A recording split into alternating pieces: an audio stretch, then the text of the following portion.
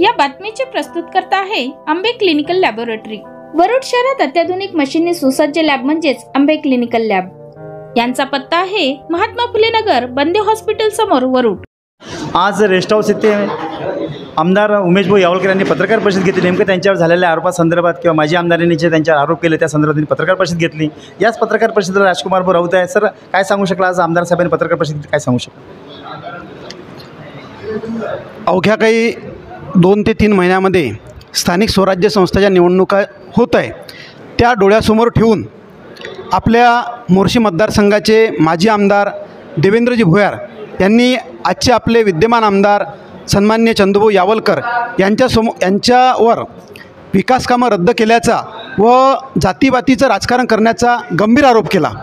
त्याबद्दल मी सांगू इच्छितो की 2024मध्ये या मतदारसंघामधील जनतेने जे माजी आमदार आहे देवेंद्रजी भोयार यांचं डिपॉझिट जप्त केलं आणि ज्या माणसाचं स्वतः डिपॉझिट आपण वाचू शकला नाही, तो माणूस या विद्यमान आमदाराला हिशोब विचारत आहे की निधी किती आणला, आणि म्हणून त्या वरुड मोर्शी जनतेने त्याला अधिकारच दिला नाही त्याचं डिपॉझिट जप्त करून, की त्याची पात्रसुद्धा ठेवली नाही। दुसरा विषय असा की त्यांनी त्यांच्या मुलाखतीमध्ये असं म्हटलं की 2024मध्ये माझा अपघाताने पराभव झाला, पण खऱ्या अर्थानं 2024मध्ये अपघाताने त्यांचा पराभव झाला नसून 2024मध्ये जनतेने त्यांचा पराभव केला। पण 2019मध्ये त्यांनीचा अपघाताने हा विजय झाला होता, कारण त्यावेळी आमचे नेते डॉक्टर अनिलजी बोंडे साहेबांवर त्यांनी खोटे आरोप करून गाडी जाळली, गोळी मारली, असे खोटे आरोप करून म्हणजे 10 वाजता 8 वाजता त्यांनी गोळी मारल्याचं नाटक केलं आणि 2-3 वाजता लगेच मतदान टाकायला गेले, असा गंभीर आरोप आमचे नेते डॉक्टर अनिलजी बोंडे यांच्यावर केला आणि खऱ्या अर्थानं ते अपघातानं आमदार झाले।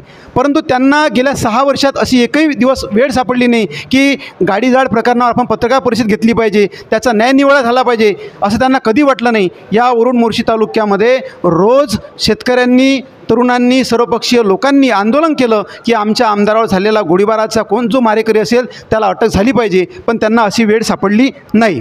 दुसरा विषय, त्यांनी त्यांच्या मुलाखतीमध्ये असं म्हटलं की चंदूभाऊ यावलकर जातीपातीचं राजकारण करतात। चंदूभाऊ यावलकरांच्या घरी गेल्यानंतर ते कोण्या जातीचा असो, कोण्या पंथाचा असो, त्यांना काही घेणं देणं नाही, त्यांना फक्त एक नागरिक म्हणून ते प्रत्येकाचं काम करतात। पण ते संस्कार आमच्या भारतीय जनता पार्टीचे आहे। आमचे बोंडे साहेब असो की यावलकर असो, दोघांनी जातीपातीचं राजकारण कधी केलं नाही। आणि या माणसाला जर खूप जातीपातीचा जर पुडका आला असेल तर या माणसाने ज्या समाजातून याचा जन्म झाला, ज्या जातीतून याचा जन्म झाला, त्या जातीतील 2 मान्यवर म्हणजे एक नरेशचंद्रजी ठाकरे साहेब यांना तर त्यांनी हात छाटण्याची आणि पाटीलकी काढण्याचं एक महापाप त्यांनी केलं।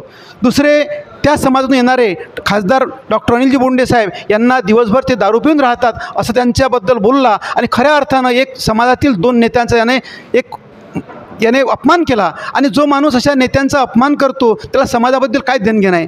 ज्या समाजामधून तो आला त्या समाजातील अनेक तरुणांनी त्याला मदत केली आणि त्या तरुणांना त्यांनी एक सगळ्यात मोठा जर भ्रष्टाचार या मतदारसंघामध्ये झाला असेल तर पांढर रस्त्याचा भ्रष्टाचार पूर्ण महाराष्ट्रामध्ये या मोर्शी मतदारसंघामध्ये झाला आहे। 750 पांढर रस्ते मंजूर असताना फक्त 500 पांढर रस्त्याचे लोकेशन खरे आहे, उरलेले लोकेशन सारे खोटे आहे, तेच ते लोकेशन आहे आणि 750 पांढर रस्त्यातून फक्त 70 ते 75 पांढर रस्ते पूर्ण होत आहे। अशा परिस्थितीमध्ये शासनाच्या पैशाचा महाघोटाळा पांढर रस्त्याचा या मतदारसंघात केला आणि ज्या तरुणांनी कामं केले, घरचे पैसे खर्च करून ते पांढर रस्ते कंप्लीट करण्याचा प्रयत्न केला, त्या तरुणांना कुठेही बिल मिळालं नाही, म्हणून खऱ्या अर्थानं त्या समाजातील तरुण बर्बाद करण्याचं महापाप या देवेंद्र भोयार यांनी केलं। दुसरा विषय की आमदारकी म्हणजे रस्ते, नाल्या, रोड नाही, तर आमदारकी म्हणजे त्या घरी गेल्यानंतर, आमदाराच्या घरी गेल्यानंतर सर्व जातीतल्या गरिबाचा मान सन्मान झाला पाहिजे। खरोखर चंदूभाऊ यावलकर एक देव माणूस या मतदारसंघाला आमदार म्हणून मिळाले आहे, कारण त्यांच्या घरी गेल्यानंतर त्यांनी कधी जात विचारली नाही, कधी पात विचारली नाही, प्रत्येक जातीपातीच्या माणसाचं त्यांनी काम करण्याचं आणि त्याचा मान सन्मान करण्याचं काम त्यांनी केलं आहे। आणि म्हणून हे जे आज आरोप केले जात आहे, फक्त त्यांचा बालेकिल्ला पुरा ढसळलेला आहे। त्यांची परिस्थिती हे झाली, जसा दिवा शेवटी विजताना ज्यावेळी फडफडतो तसे देवेंद्र भोयार आज फडफडायला लागले आहे, कारण त्यांना ज्यांनी मोठं केलं ते तरुण वर्ग त्यांच्यापासून आज दूर चाललेले आहे। त्यांना ज्यांनी मोठं केलं ते राजू शेट्टी साहेब, भैयासाहेब देशमुख, नरेशचंद्रजी ठाकरे साहेब या नेते मंडळींना त्यांनी विश्वासघात केला, त्यांचेच ते होऊ शकले नाही तर मोर्शी मतदारसंघाचे काय होणार? आणि म्हणून अशा लबाड आणि विश्वासघातकी नेत्यानं जे आरोप केले त्या आरोपाचं आम्ही खंडन करतो आणि खऱ्या अर्थानं भारतीय जनता पार्टीच्या वतीने आम्ही त्यांचा निषेध करतो। आजच्या या पत्रकार परिषदेला माजी नगराध्यक्ष रुपेशजी मांडवे सर आहे. सर, काय सांगू शकाल? श्री चंदूभाऊ यावलकर हे वरुड मोर्शी मतदारसंघाचे स्थानिक आमदार आहे आणि जमिनीशी जोडलेले एक व्यक्ती आहे. त्यांच्याकडे अगोदर प्रथम कामाला महत्त्व दिलं जाते, हे मी त्यांच्या स्वभावातून आणि त्यांच्या वागण्याच्या रीतीतून मी ओळखलेलं आहे. प्रश्न आमदार असो, खासदार असो, नगरसेवक असो, नगराध्यक्ष असो, हे जनतेचे सेवकच आहे. यांनी आपल्या वरुड मोर्शी मतदारसंघामध्येच नाही तर प्रत्येक आमदारांनी, प्रत्येक खासदारांनी आपापल्या जनसंपर्कातून कसा जनहितार्थ कार्य करता येईल आणि कसा निधी खेचून आणता येईल. निधी म्हणजे नुसतं रोड, रस्ते, नाल्या बांधकाम करणे इतकंच नाही, तर जनसामान्यांना न्याय कसा मिळता येईल इतकं पण आपण लक्षात घेतलं पाहिजे. ही एक गोष्ट सत्य आहे की मागच्या वेळेनं जी गाडी जळली होती, जो गोळीबार घडला होता, त्याचा ना प्रशासनानं तर्फे अजूनपर्यंत शोध लागला आणि ना राजकारणी मंडळीने तो लागू दिला. खरं तर तो लागलेला हवा असता, पण तो लागू दिला नाही. त्याला पण कारण आपलेच काही कार्यकर्ते, ते चाहे विरोधक असो चाहे पक्षातले असो, या सर्व गोष्टी जनहितार्थ लक्षात घेतल्या पाहिजे.